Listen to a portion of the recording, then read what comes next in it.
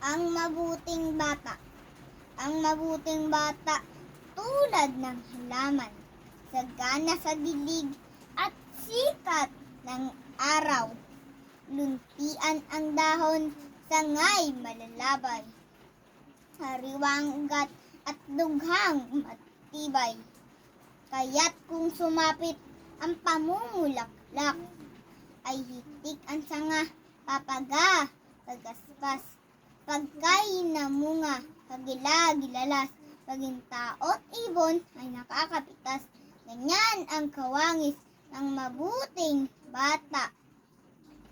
Sa ama't sa inay, isang gamping pala. Isang maginoo sa kabinata, mamamayang gawing halimbawa.